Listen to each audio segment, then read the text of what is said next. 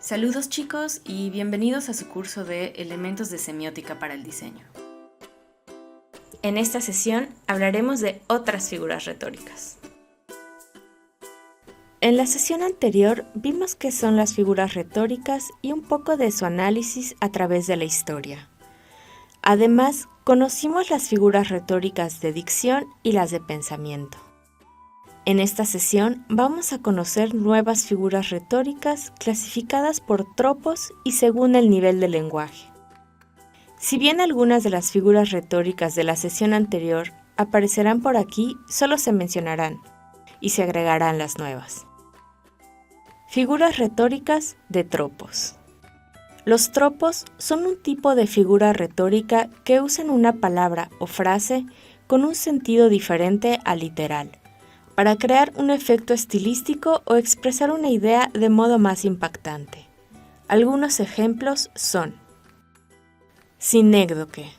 Es un ejemplo de figura retórica variante de la metonimia, donde una parte se utiliza para representar el todo o viceversa. Por ejemplo, tenemos 4 bocas que alimentar. En este ejemplo se utiliza bocas en vez de usar la palabra personas. Parábola es una breve narración didáctica que utiliza una historia sencilla para ilustrar una moraleja. Por ejemplo, las historias de la Biblia que enseñaban lecciones espirituales, como la parábola del buen samaritano. Símbolo. Es una figura retórica que utiliza un objeto para representar una idea más compleja.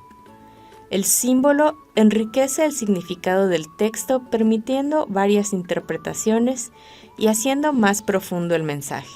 Hay que tener en cuenta que cada cultura tiene sus propios símbolos. Por ejemplo, usar la paloma como símbolo de la paz. Perífrasis. Es el uso de una descripción larga para no usar una palabra en particular o una expresión muy directa. Por ejemplo, el rey de la selva en lugar de león. La metáfora, la metonimia, la alegoría, la ironía, hipérbole y símil también forman parte de esta categoría. Clasificación según el nivel del lenguaje. Figuras retóricas de ampliación y omisión. Son las figuras retóricas que usan adjetivos que resaltan una cualidad característica de algún sustantivo. Por ejemplo, pleonasmo. Es una figura retórica que para reforzar una idea utiliza palabras redundantes. Por ejemplo, subir arriba. Reduplicación. En esta figura retórica se repiten de manera directa una palabra o un grupo de palabras. Por ejemplo, amor, amor, amor de mi corazón. Concatenación. Es una serie de palabras que se van encadenando como en la canción infantil de la chivita. El agua no quiere apagar al fuego, el fuego no quiere quemar al palo, el palo no quiere pegarle al perro, el perro no quiere sacar a la chiva no quiere salir de ahí.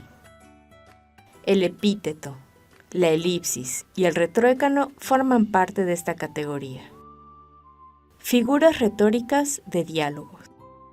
Las figuras retóricas de diálogos implican la interacción directa entre varios personajes, el autor y el lector, o el orador y el público. Prosopopeya. Es una figura retórica que utiliza los diálogos para dar vida a personajes que no son humanos, como en las fábulas. Por ejemplo, el cuervo dijo nunca más. Pregunta retórica. Es una pregunta que se hace sin esperar respuesta. Se usan para enfatizar una idea o hacer reflexionar. Por ejemplo, ¿hasta cuándo vas a vivir así? No se espera una respuesta concreta de una fecha, sino invitar a la reflexión de qué hace uno con su vida. Exclamación. Simplemente es la expresión de una emoción de forma intensa. Por ejemplo, ¡qué hermosa mañana! Apóstrofe. Es una figura retórica en la que el autor habla directamente a una persona que ya no está, a un objeto o a una idea abstracta sin que se espere una respuesta. Por ejemplo, pastelito, qué delicioso y decadente eres. Ñam. Figuras de repetición. Las figuras de repetición implican el uso reiterado de palabras, frases o estructuras para crear un ritmo o hacer partes del discurso más impactantes. Anadiplosis. Es la repetición de la última palabra de una frase y la primera de la siguiente. Por ejemplo, la plaza tiene una torre, la torre tiene un balcón, el balcón tiene una dama. Es similar a la concatenación. Epanadiplosis. Es la repetición de una misma palabra al principio y al final de una oración. Por ejemplo, verde que te quiero verde. Figuras retóricas de contraste. Estas figuras retóricas implican la comparación de conceptos, ideas o frases, que resaltan las diferencias en favor de crear un discurso más dramático. Quiasmo. Es un cruce de elementos que crean ritmo. Por ejemplo, cuando quiero llorar no lloro y a veces lloro sin querer. Paralelismo. Esta figura retórica es la repetición de estructuras gramaticales.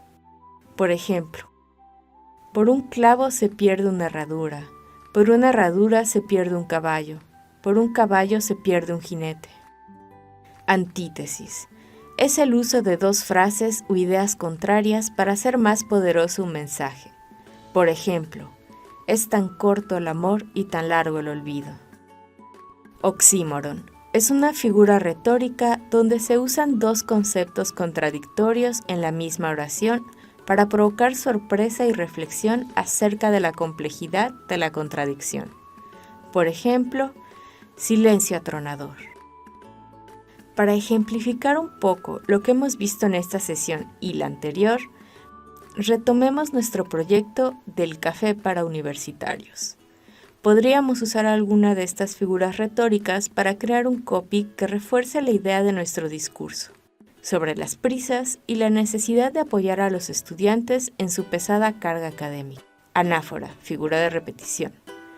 Cada proyecto, cada 10, cada desvelo, nuestro café está contigo. Esta clasificación trae figuras retóricas menos conocidas. Nos sirven para complementar las vistas en la sesión anterior. Existen muchas más que por ahora no vamos a incluir.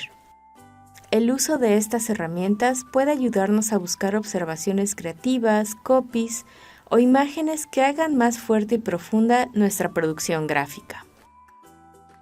Muchas gracias, chicos. Nos vemos en la próxima sesión.